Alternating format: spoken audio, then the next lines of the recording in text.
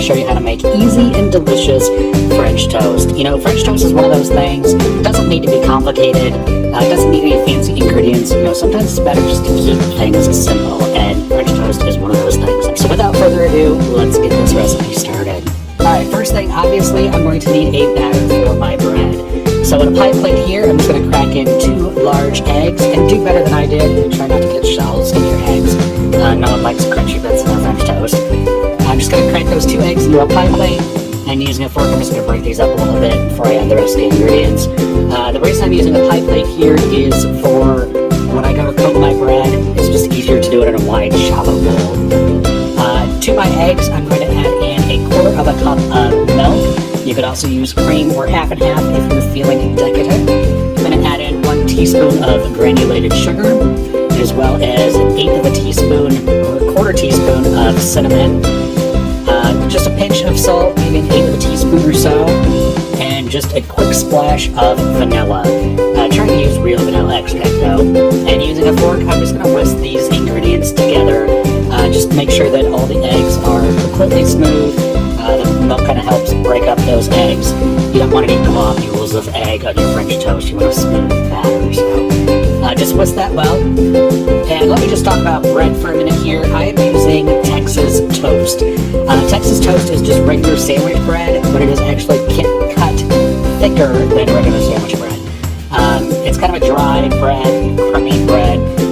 And these particular slices are about 3/4 of an inch thick.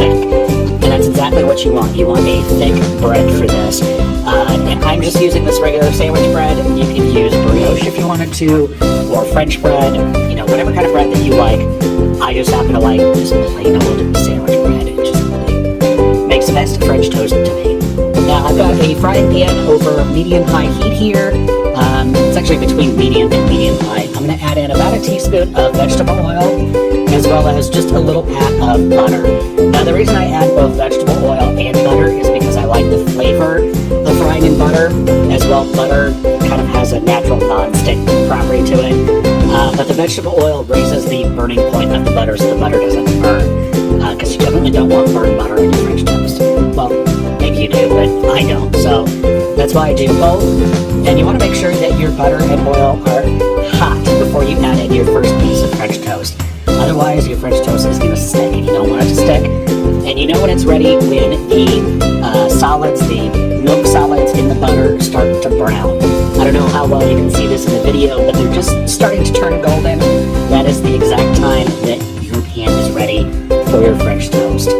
So what I'm going to do is just kind of mix up my French toast, my batter mixture a little bit here. Make sure that the cinnamon isn't, you know, sinking to the bottom. And dunk your bread just really quickly on one side, flip it over, get it coated on the other side, let it drip a little bit, and then add that to your pan. Now, a lot of recipes for French toast call for you to soak the bread. I do not like soaked bread for French toast. Maybe you do, I don't. I like my French toast to not be custardy. I like it to still be bread in the center. So I just do a light coat on both sides, and I'm just going to let this go for a couple minutes until it gets nice and golden brown on the bottom.